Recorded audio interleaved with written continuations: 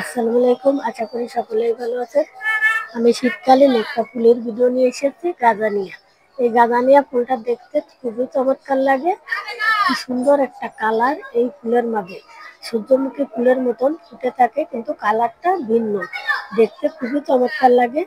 তা এই গাছটিতে এত সুন্দর ফুল পাওয়ার জন্য এই গাছটা আমরা কেমন মাটিতে লাগাবো, কি পরিচর্যা করলে আমরা এত সুন্দর ফুল পাই, এজন্য আমার ভিডিওটা নিয়ে আসা। আসলে আমরা সবসময় এক ভাগ মাটি, এক ভাগ বালু আর এক ভাগ ভারী কম্পোস্ট দিয়ে মাটিটা তৈরি করব। আর এর ভিতর দেব চা চামচের 1 চামচ নিম ফুল, তাহলে মাটিটার কোনো পোকামাকড় লাগবে না। এভাবে মাটিটা প্রস্তুত করলে সেই মাটিতে এই ফুলটা খুবই চমৎকার আসবে। ও খুব, যখন ফুলটা আসবে খুব বড়ও হবে, খুব সুন্দর দেখাবে।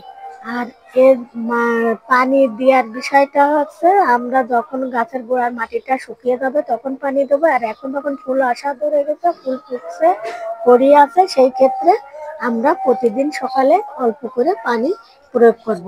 আর গাছটা সবসময় যে স্থানে রোদ্দুর থাকে শীতের দিন, এমনি শীতল আবহাওয়া, সেক্ষেত্রে যেখানেই রোদ্দুর থাকে সেখানে সেই স্থানে রাখার চেষ্টা করব। তাহলে খুব দ্রুত পরিবর্তন ঘটে যাবে আর এরকম সুন্দর ফুল আমরা দেখতে পাবো।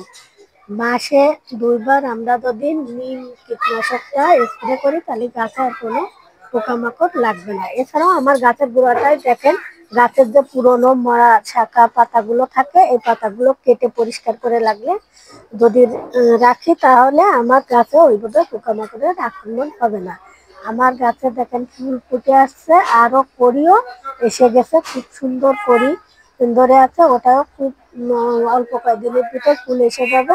তা আমার ভিডিওটা যদি আপনাদের দেখে ভালো লেগে থাকে, লাইক দেবেন, কমেন্ট করবেন। সকলকে অসংখ্য ধন্যবাদ। আসসালামু আলাইকুম।